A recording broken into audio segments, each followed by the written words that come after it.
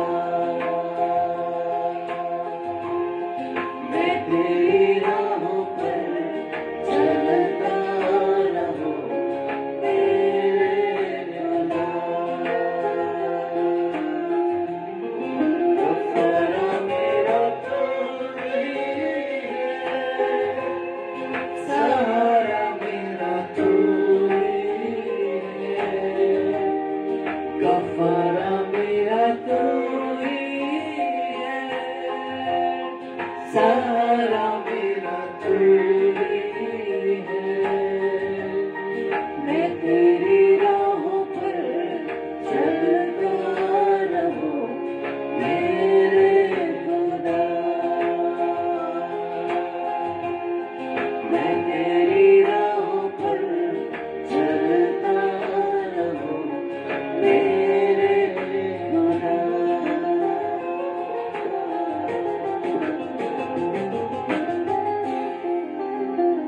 Yes Lord, thank you Jesus. धन्यवाद ईश्वर राजा।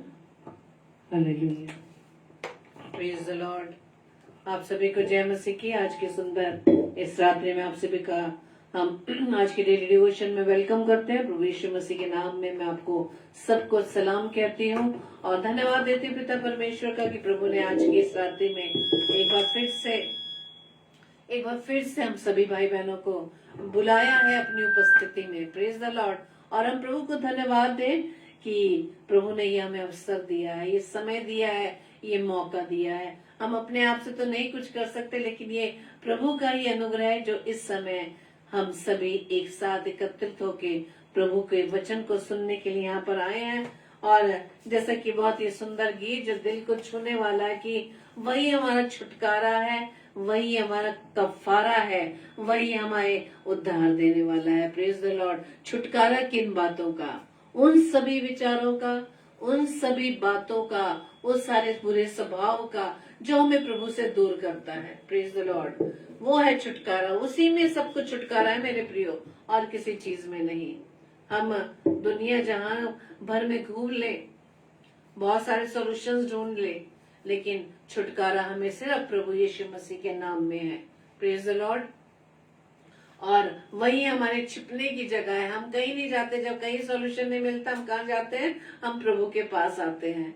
मनुष्य के पास हम दौड़ते हैं, भागते हैं, सॉल्यूशंस ढूंढते हैं अपने कामों को पूरा कराने के लिए, अपनी बीमारियों से चंगाई पाने के लिए हम जगह जगह जगह जगह प्रार्थना करते हैं। लेकिन नहीं मेरे प्रियो, जब हम स्वयं प्रभु के पास आते हैं, प्रभु के सम्मुख आते हैं, प्रभु के सम्मुख अपना समर्पण करते हैं, तब हमारी प्रार्थनाओं का उत्तर मिलता है। Praise the Lord. क्योंकि वही हमारा कफारा है, वही हमारा सहारा है, और वही हमारी छिपने की जगह है, वही हमारी राहों की रोशनी है, और उसके ही द्वारा हमें शिफा मिलती है। Praise the Lord. हमें हमारे आत्मा में, हमारे शरीर में, हमारे प्राण में हमें उसी के द्वारा हमें शांति मिलती है, हमें छुटकारा मिलता है। Praise the Lord. तो आइए मेरे प्रियो, आज के वचन में हम चलेंगे, और आज का वचन जो पाया जाता है वो है 2 कुरिन्थियों उसके 7 अध्याय का 10 पद। 2 कुरिन्थियों 7 अध्याय और उसका 10 पद, जहाँ पर इस प्रकार से लिखा है, क्योंकि परमेश्वर भक्ति का शोक ऐसा पश्चाताप उत्पन्न करता है जिसका परिणाम उद्धार है, और फिर उससे पछताना नहीं पड़ता। लेकिन संसारिक शोक मृत्यु उत्पन्न करता है। यहाँ पर हम 2 भक्ति की बात कर रहे हैं। एक तो परमेश्वर की भक्ति की, इस संसारिक चीजों की भक्ति, जिन अभिलाषाओं में हम फंसे हैं, जिन संसारिक चीजों के हम गुलाम हैं, उन दोनों का शोक हमें किस प्रकार से होता है और किस में हमें लाभ मिलता है। परमेश्वर भक्ति का शोक ऐसा पश्चाताप उत्पन्न करता है जिसका परिणाम उद्धार है, जिसका परिणाम उद्धार है। यानी कि हम परमेश्वर में बने तो रहना चाहते हैं, हम चाहते हैं कि परमेश्वर हमारी जिंदगियों में रहे, हम चाहते हैं कि हम परमेश्वर की निकटता में रहे, लेकिन नहीं कर पाते। क्यों? क्योंकि संसारिक बातों का, संसारिक अभिलाषाओं का प्रभाव जब हम अपने ऊपर ज्यादा लाने देते हैं, अपने आप नहीं आता, ये हम अपने आप ही संसारिक बातों को अपने ऊपर हम उनको हावी होने देते हैं, जिससे हमारी परमेश्वर के प्रति भक्ति क्या हो जाती है? क्षीण हो जाती है, कमजोर हो जाती है। और जब हमें इसका बाद में पछतावा होता है, जब इसका हम दुख मनाने लगते हैं, तब क्या होता है? हमें अंदर से ठेस पहुंचती है कि मैंने ऐसा क्यों किया। मैंने परमेश्वर की सेवा में जो अपना जीवन मैंने अर्पित करना चाहा वो मैं नहीं कर पाया या नहीं कर पाई।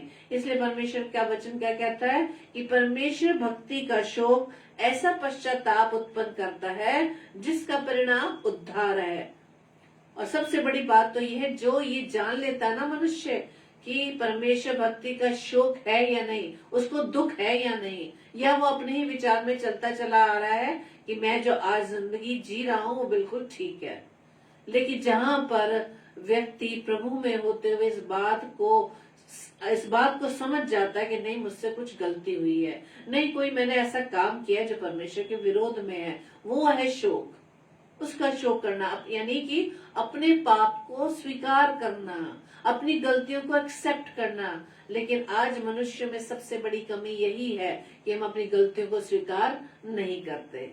हम गलती को स्वीकार नहीं करते, बल्कि उसके बदले में उसका हम क्या करते हैं, उसको क्लेरिफिकेशन बहुत देते हैं, उसको स्पष्टीकरण बहुत देते हैं। नहीं ऐसा नहीं, ऐसा किया था, ऐसा नहीं वैसा किया था, उस बात को दूसरी तरफ उसको हम मोड़ देते हैं।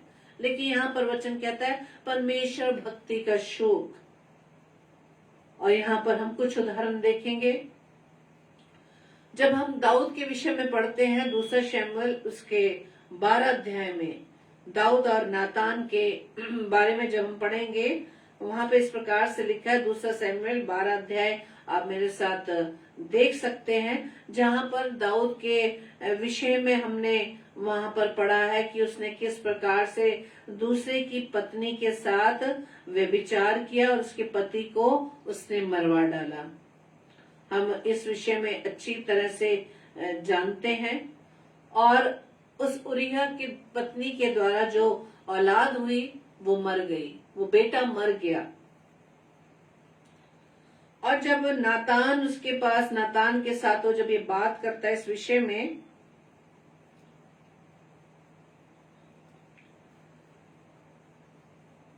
तो वो नातान उसे कहता, नातान के सामने वो अपने पाप को क्या करता है, स्वीकार कर लेता है।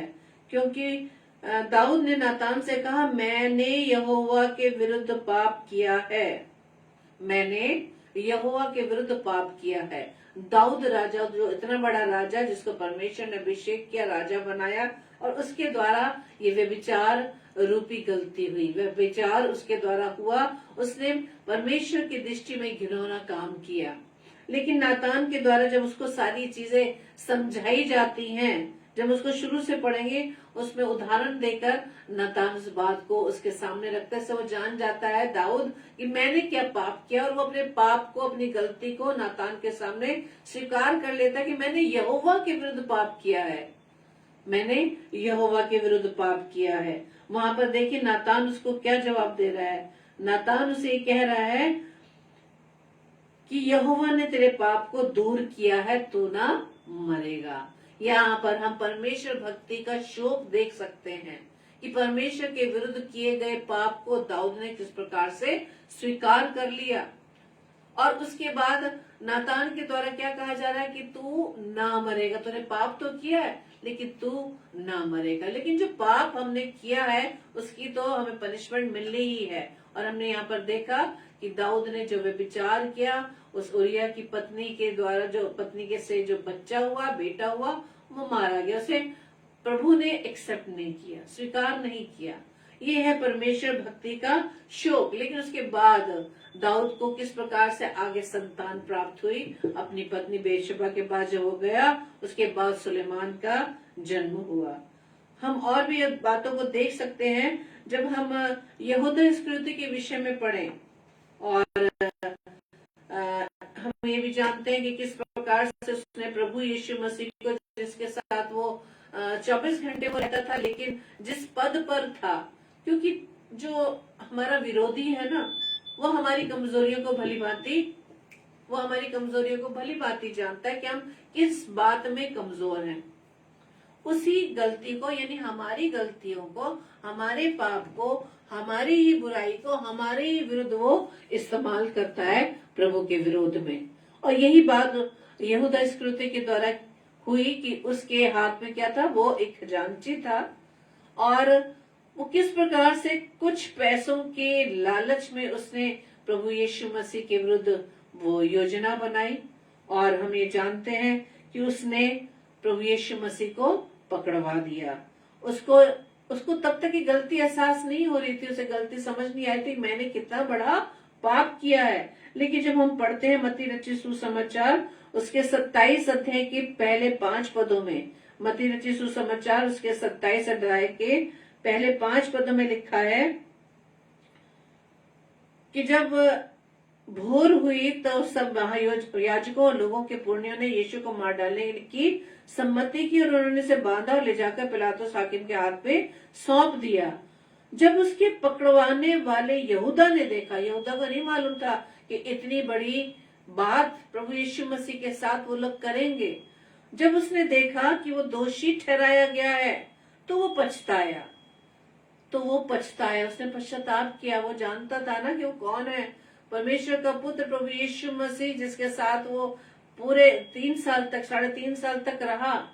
उसने उसकी सेवाओं को देखा, उसके व्यवहार को देखा, उसके स्वभाव को देखा, लेकिन उसके विरुद्ध जो उसने पाप किया, उसे किस प्रकार से एक योजना के तहत पैसों के लालच में आकर प्रभु यीशु मसीह के विरुद्ध सम्मति की। लेकिन उसको ये नहीं मालूम था कि प्रभु यीशु मसीह के साथ वो लोग क्या व्यवहार करने जा रहे हैं। लेकिन जब उसने देखा कि उसे बांधा गया और उसको दोषी ठहराया जा रहा, तब उससे सहन नहीं हुआ। वो इस बात पर पछताया कि मैंने क्या किया है, मैंने क्या गलती कर दी है।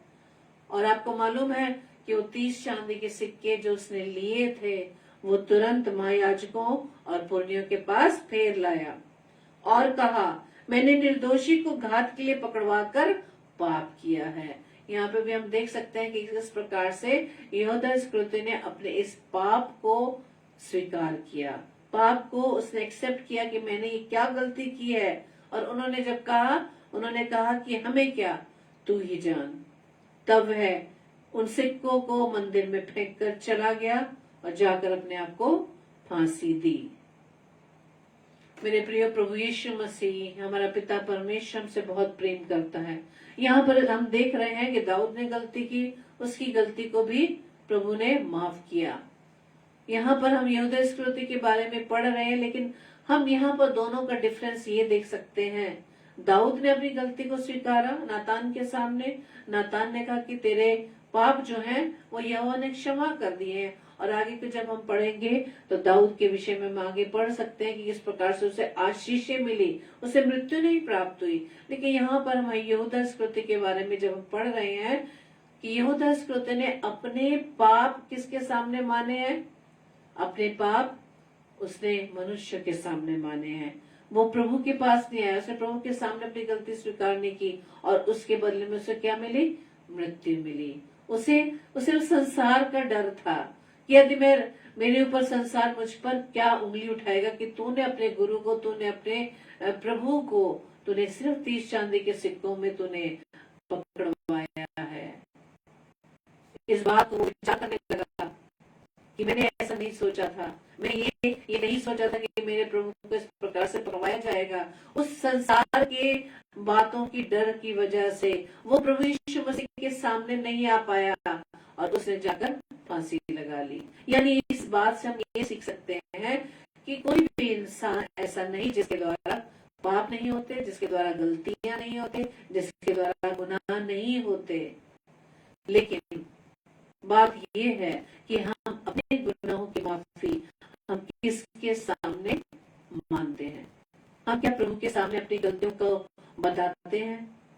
हम प्रार्थना तो करते हैं, लेकिन इस प्रार्थना में सिर्फ हम अपनी डिमांड्स को लेकर जाते हैं। अपनी प्रार्थना, हमारी प्रार्थना है वो प्रार्थना नहीं है कि हम प्रभु से बात करते हैं। हम प्रभु से सिर्फ डिमांड करते हैं। प्रभु के सामने हम अपने विषय में क्या बताते हैं कि प्रभु आज मुझसे ये गलती हो गई, प्रभु आज मैंने इस बहन या इस भाई का मैंने उसका मन दुखाया, उसको बुरे शब्द बोले, उसकी आज मैंने बेइज्जती की, आज मुझसे ये गलती हो गई, जहाँ तूने मुझे काम करने के लिए रखा है वहां मुझसे ये मिस्टेक हो गई।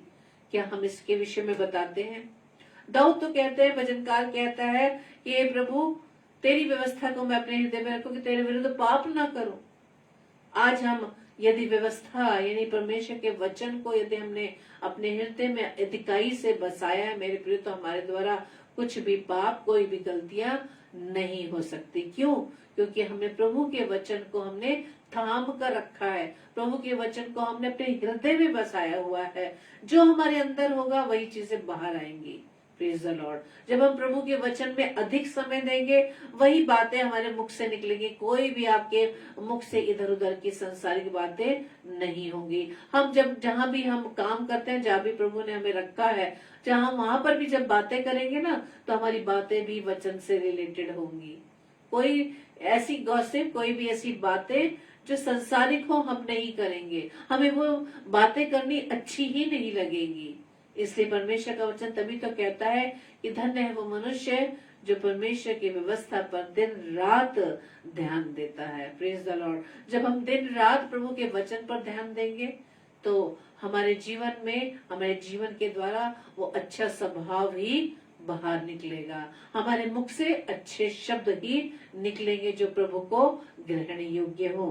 Praise the Lord. और जो आज हम पढ़ रहे हैं परमेश्वर भक्ति का शोक, यानी जो परमेश्वर के प्रति जो भक्ति है, और उसमें भी हम गलतियां कर जाते हैं, परमेश्वर की सेवा में गलतियां करते हैं। हम परमेश्वर के निकट तब आते हैं जब हमें जरूरत हो, जब हम बीमार हो, जब हमारे बच्चों के कोई काम रुके हुए हो, जो हमारी जरूरतें जब पूरी नहीं होती हैं, जब हम परमेश्वर के पास आते हैं। लेकिन परमेश्वर भक्ति का मतलब क्या है? परमेश्वर से हमारा ऐसा रिलेशन जिससे सिर्फ परमेश्वर और मैं व आप, हमारा रिलेशन व्यक्तिगत रूप से हो। हमारा रिलेशन आज प्रभु से कितना? सिर्फ लेन देन का रिलेशन है? सिर्फ एक प्रभु से बिजनेस का रिलेशन बना रखा है कि प्रभु के पास जाएंगे, हम उससे मांगेंगे, वो हमें देगा। लेकिन जहां हमारे डिमांड्स पूरे हो जाते हैं, वहीं हम परमेश्वर से दूर हो जाते हैं। नहीं मेरे प्रिय, यहाँ पर परमेश्वर पिता जिससे हमारा व्यक्तिगत रिलेशन क्या है, इस रिलेशन को बनाए रखना जरूरी है। और इस रिलेशन को हम कैसे बना सकते हैं? कि हम प्रभु की निकटता में बने रहें, प्रभु के निकट हम समय को व्यतीत करें, प्रभु के वचन को हम अधिक से अधिक पढ़े। मेरे प्रियो, वचन यानी जो प्रभु के मुख से निकला हुआ वो शब्द जिसमें जीवन है, मेरे प्रियो, वो वचन ही हमें प्रभु के निकटता में बनाए रखता है। Praise the Lord. और हम आगे भी देख सकते हैं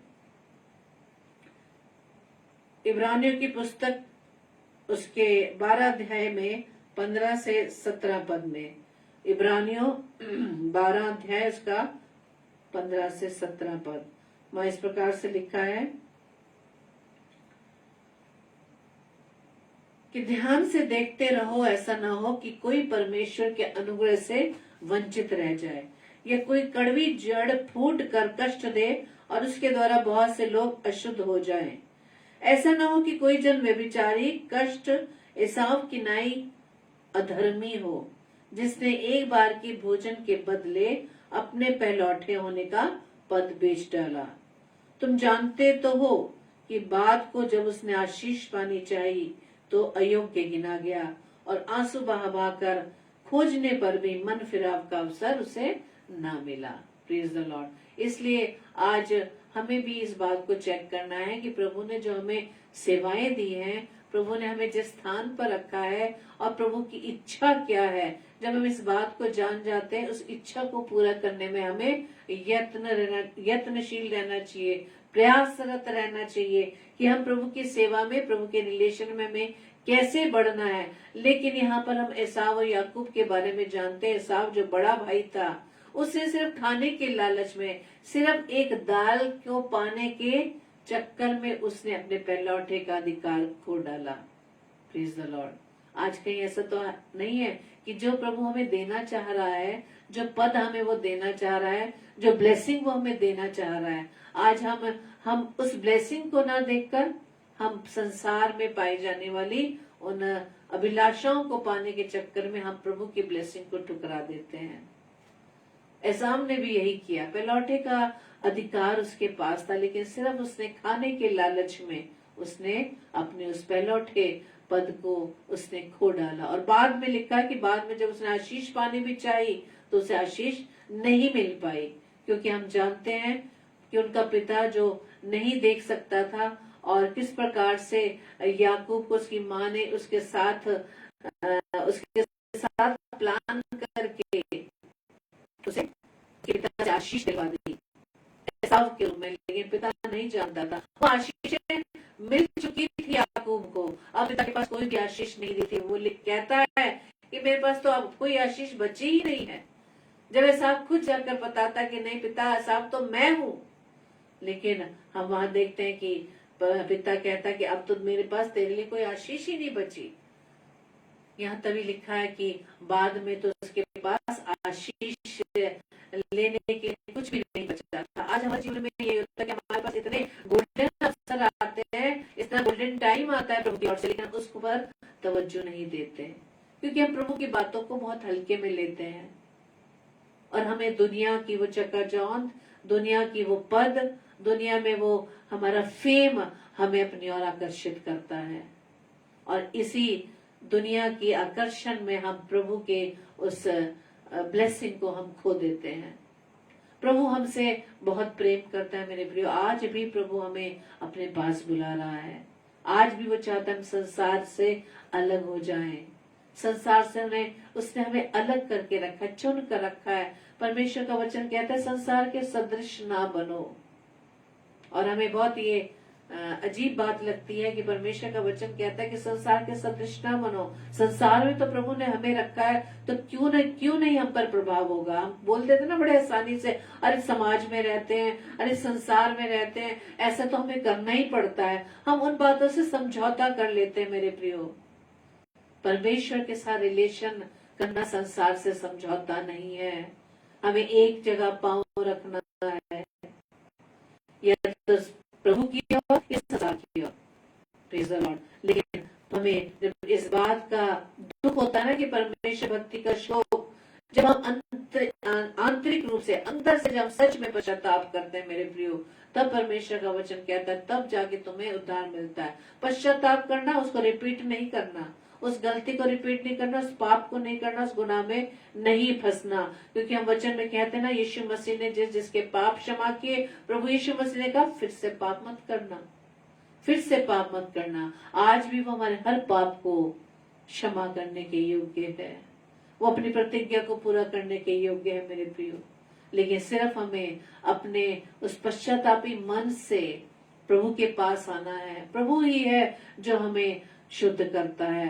प्रभु यीशु मसीह का लहू हमें हर पापों से शुद्ध करता है। Praise the Lord. इसलिए हमें इस बात पर ध्यान देने की जरूरत है कि यदि हमारे जीवन से कोई गलती हो जाती है, यदि हम परमेश्वर के विरुद्ध कोई कार्य करते हैं, प्रभु के पास आए, प्रभु से हम माफी मांगे। वो हमारे पापों को क्षमा करने के लिए तैयार है मेरे प्रियो।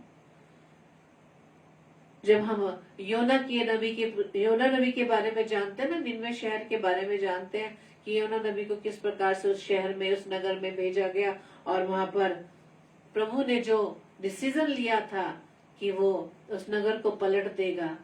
लेकिन जब वचन हमें हम पढ़ते हैं योना नबी की पुस्तक 3 अध्याय के 10 पद में बहुत सुंदर वचन वहां लिखा है, जो कि जब परमेश्वर ने उनके कामों को देखा कि वो कुमार्ग से फिर रहे हैं, यानी बुरे मार्ग से फिर रहे हैं, तो परमेश्वर ने अपनी इच्छा बदल दी और उनकी जो हानि करने को ठानी थी उसने ना किया। Praise the Lord. कितना दयालु पिता है हमारा, कितना प्रेमी पिता है। वो अपने बच्चों को चाहता है कि वो अपने बुरे मार्ग से फिरे, अपने बुरे स्वभाव से फिरे, अपने अंदर पाए जाने वाले हर बुरे स्वभाव को वो निकाल दें, प्रभु के योग्य बने।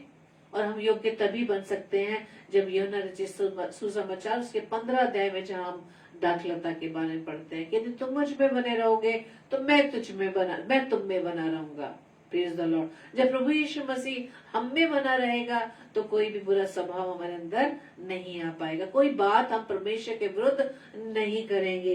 परमेश्वर का वचन कहता है कि जब परमेश्वर ने उनको देखा कि वो अपने कुमार्ग से फिर रहे हैं, अपने बुरे मार्ग से फिर रहे हैं, अपने मन को फिरा रहे हैं, अपने पापों को जिससे परमेश्वर पसंद नहीं कर रहा था, और वो अपने पापों से अपने मन को फिरा रहे हैं, तो परमेश्वर ने जो उनके प्रति इच्छा ठानी थी उन्हें नाश करने की, परमेश्वर ने अपनी इच्छा बदल डाली। आज भी परमेश्वर हमारे जीवन को देखता है मेरे प्रियो, उसकी दृष्टि मेरे मन पर लगी है, आपके मन पर लगी है। वो हमारे हृदय के विचारों को भली भांति जानता है। बेशक हम बाहर से दूसरों को अच्छा तो दिखाई दे रहे हैं कि हम कैसे भले हैं, कैसे नम्र हैं, कितने धार्मिक हैं, लेकिन हमारे मन में क्या विचार है वो कोई मनुष्य नहीं जान सकता, सिर्फ हमारा परमेश्वर। और परमेश्वर हमारे बाहरी रूप को नहीं जानता, वो हमारे मन को देखता है। वो मन के विचारों के अनुसार ही हमें वो बदला देगा मेरे प्रियो। परमेश्वर चाहता है इस मन को, जो उसका मंदिर है, उसे हमें शुद्ध करने की जरूरत है। प्रभु कहता है कि यदि तुम मुझ में बने रहोगे तो मैं तुम में बना रहूंगा। जब हम प्रभु में बने रहेंगे तो हमारे मन में कोई भी ऐसे विचार जो परमेश्वर के विरुद्ध हो वो ना होने पाएंगे। तब जाकर प्रभु यीशु मसीह हमारे अंदर वास करेगा। और परमेश्वर अपनी इच्छा को बदलने वाला परमेश्वर, जब उसके बच्चे अपने बुरे मार्ग को छोड़कर परमेश्वर के बताए हुए मार्ग पर चलते हैं। और प्रभु यीशु मसीह जैसे कहते हैं कि मार्ग, सत्य और जीवन मैं ही हूँ। और प्रभु यीशु मसीह के बिना हम परमेश्वर तक नहीं पहुंच सकते। Hallelujah, praise the Lord. और जब हम पतरस के बारे में पढ़े कि पतरस जो हर समय इतना उत्तेजित रहता था, वो भी आखिर में गलती खा बैठा। उसने डर से प्रभु यीशु मसीह का 3 बार इनकार किया। लेकिन जैसे ही मुर्ग ने जब वो बांग दी 3 बार, तब उसको समझ में आया कि प्रभु यीशु मसीह ने मुझसे क्या कहा था। और वो पछताया और रोने लगा, फूट फूट कर रोने लगा। उसने पश्चाताप किया और उसने गलती को रिपीट नहीं किया। और हम देख सकते हैं कि पतरस के द्वारा परमेश्वर की सेवाएं कितनी भरपूरी से की गई। कितनी पत्रियों को हम आज पढ़ते हैं जो हमें अपने जीवन को प्रभु के योग्य बनाना सिखाती है, अपने स्वभाव को प्रभु यीशु मसीह के स्वभाव की तरह हमें बनना सिखाती है। उस पत्रियों को पढ़कर हम सीख सकते हैं कि संसार में रहकर हमें कैसा जीवन हमें व्यतीत करना है, प्रभु के अनुसार हमें कैसा रहना है। क्योंकि वचन में जैसे हमने पढ़ा कि जब हम परमेश्वर भक्ति का शोक करते हैं कि हमारे द्वारा अगर कोई गलती हो गई है, उसका पश्चाताप करते हैं, वहाँ लिखा है कि इसके बदले में हमारा जो परिणाम है प्रभु हमें उद्धार देता है। Praise the Lord. लेकिन जो संसार का शोक है, यानी जो व्यक्ति संसार की बातों के लिए शोक करता है, उसका जो रिजल्ट है वो है मृत्यु, वो है मृत्यु। आज हमें इस बात को चुनने की जरूरत है कि हमें क्या चाहिए, हमें क्या चाहिए। क्या इस पृथ्वी का क्षण भर का आनंद चाहिए, या वो ऐसा आनंद चाहिए जो कभी भी खत्म ना हो। Praise the Lord. और मैं बार बार इस वचन को जरूर रिपीट करती हूँ। हम प्रकाशित वाक्य में देख सकते हैं, प्रकाशित वाक्य उसके 3रे अध्याय में, प्रकाशित वाक्य उसका 3रा अध्याय उसका 11 पद लिखता है। उसमें लिखा है कि मैं शीघ्र ही आने वाला हूँ, जो कुछ तेरे पास है उसे थामे रहे, कि कोई तेरा मुकुट छीन ना ले। यदि हम विश्वास करते हैं, हम वचन को सुनते हैं, वचन पर विश्वास करते हैं, तो मेरे प्रियो इसके बाद हमें एफर्ट्स करने की जरूरत है। कन्फेस तो हम कर लेते हैं वचन को सुनकर, संदेश को सुनकर। प्रभु हमें वचन के द्वारा हमसे बात करता है, हम कन्फेस तो कर लेते हैं, नहीं प्रभु हम आज से हम तेरे से जो मेरा रिलेशन है उसको मैं स्ट्रॉन्ग करूंगा, तेरी संगति में रहूंगा, तेरी निकटता में रहूंगा। हम कन्फेस तो कर लेते लेकिन एफर्ट्स नहीं लगाते। इसलिए मेरे प्रियो हमें उसके बाद उसमें बढ़ने की जरूरत है। कई बार होगा ना, कई जब कन्वेंशंस होती हैं तो उसमें हम कितने जोश से भरे होते हैं और वो जोश काफी दिनों तक बना रहता है। और उस समय हम तुरंत उसी समय डिसीजन ले लेते हैं, नहीं प्रभु मैं इसमें गलत हूँ, मैं इसमें गलती कर रहा हूँ या कर रही हूँ, आज से मैं तेरे साथ लिपटा रहूंगा, आज से मैं प्रभु तेरे साथ अपने रिलेशन को स्ट्रॉन्ग करूंगी, आज से प्रभु मैं वचन को बहुत पढ़ूंगी, आज से प्रभु मैं जो संडे चर्च नहीं जाती थी या जाता था, मैं संडे सर्विस में रेगुलर रहूंगा या रेगुलर रहूंगी, और जहाँ भी प्रेयर मीटिंग होगी उसको मैं अटेंड करूंगा या करूंगी, और मैं घर में अपने परिवार के साथ पारिवारिक प्रार्थना भी करूंगी। ये जोश हमें उसी समय से हम डिसीजन तो ले लेते हैं, लेकिन उस डिसीजन को पूरा करने के लिए कोई भी हम मेहनत नहीं करना चाहते, क्योंकि इसे करने के लिए हमें बहुत कुछ त्यागना होगा। प्रभु को पाना है तो त्यागना तो होगा। कहते हैं ना, कुछ पाने के लिए तो कुछ खोना पड़ेगा, तो खोना पड़ेगा। और प्रभु को पाने के लिए अगर हम खोते हैं तो भी हमारे लिए लाभ की बात है। मेरे प्रियो, छोटे जीवन का जो संसार में उसे त्याग देंगे तो चलेगा, लेकिन यदि अनंत जीवन हमारे हाथ से छूट गया तो हम जान सकते हैं कि परिणाम क्या होगा। प्रभु हम सबसे बहुत प्रेम करता है मेरे प्रियो। उसने पूरे जगत के लिए अपने इकलौते पुत्र प्रभु यीशु मसीह को हमारे लिए दे दिया। उसके प्रेम को हम प्रभु यीशु में देख सकते हैं, कितना प्रेम करता है। Praise the Lord. अगर हम डिसीजन लेते हैं, अगर हमें वचन टच करता है मेरे प्रियो, उस वचन को हम बराबर बराबर दिन रात उस वचन को हम याद करते रहें। उस वचन को हम याद करते रहें कि प्रभु ने आज किस वचन से हमसे बात की है। प्रभु से सामर्थ्य मांगे मेरे प्रियो। प्रभु ही है, प्रभु के अनुग्रह से हम कुछ कर सकते हैं। हम अपने आप कुछ करना चाहेंगे, अपनी कोशिश करना चाहेंगे, अपना दिमाग लगाना चाहेंगे तो हम फेल हो जाएंगे। अपना जो भी डिसीजन लेते हैं आप प्रभु के हाथ में दीजिए। प्रभु ने हमें पवित्र आत्मा सहायक दिया है, वो हमारी सहायता करेगा कि किस प्रकार से हमें प्रभु के वचन में बने रहना है और ताकि प्रभु हमारे जीवन में बना रहे। Praise the Lord. प्रभु आप सभी को बताए से आशीष दे। आइए हम प्रार्थना करें। धन्यवाद धन्यवाद धन्यवाद पिता परमेश्वर। प्रभु जी हम आपका धन्यवाद देते हैं पिता सुंदर समय के लिए खुदावन, कि प्रभु यीशु राजा आपने हमें आज फिर से ये समय दिया खुदावन, कि प्रभु जी हम आपकी नजदीकी में आप आए हैं पिता। आप हमसे रोज बात करते खुदावन, हम धन्यवाद देते हैं पिता कि हम आपकी आवाज को सुनने के लिए खुदावन हम सभी भाई बहन खुदावन आपके निकट आए हैं पिता। प्रार्थना विनती करते हैं कि यदि आज किसी को भी प्रभु जी आपके वचन ने छुआ है, आपने उनसे बात की खुदावन यीशु राजा, उन्होंने जो भी डिसीजन अगर उनके लिए लिया है खुदावन, उस डिसीजन को पूरा करने के लिए खुदावन उनकी सहायता मदद करना पिता। हम सब प्रभु जी अपने आप को पूरी रीति से आपके सम्मुख लाते हैं पिता और प्रार्थना विनती करते हैं पिता परमेश्वर, हम प्रभु जी आप में दिन रात पढ़ने वाले बन सके पिता। और प्रभु जी जो वायदा खुदावन आपने हमें किया है प्रभु जी, उसको हमें पाने के लिए खुदावन अपने आप को प्रभु जी आपके साथ हम रहना चाहते हैं खुदावन यीशु राजा। हमारी सहायता करिए, हमारी मदद करिए पिता परमेश्वर, और अपने हर उन बातों को, हर उन विचारों को जो प्रभु जी हमें आपके विरोध में खड़ा करते हैं पिता परमेश्वर, उन सब विचारों को खुदावन यीशु मसीह आपके साथ खंडित करते हैं पिता। प्रार्थना विनती करते हैं पिता परमेश्वर, जितने भी भाई बहन खुदावन आपके सम्मुख है पिता, हर एक को आशीष देना, हर एक के जीवन को प्रभु जी अपने योग्य बनाना खुदावन, और हम सब के जीवन की प्रभुता हम आपके हाथों में सौंपते हैं। आप जैसा चाहते हैं खुदावन हमारे जीवन से, आप वैसे ही हमारे जीवन से उन कामों को करें पिता, ताकि पिता परमेश्वर आपने जिस उद्देश्य पृथ्वी पर हमें रखा है खुदावन, उस उद्देश्य को अपने जीवन से पूरा कर सके। हमारी सहायता कीजिए पिता। प्रार्थना विनती करते हैं पिता परमेश्वर, रात्रि के लिए हमें मीठी नींद दीजिएगा, सुबह का प्रकाश दिखाइएगा, ताकि फिर से खुदावन हम आपकी उपस्थिति में आकर खुदावन अपने जीवन को आपकी महिमा के लिए इस्तेमाल करें। प्रभु जी हमारी इस प्रार्थना को पवित्र आत्मा के अगुवाई में प्रभु यीशु मसीह के नाम से हम मांग लेते हैं।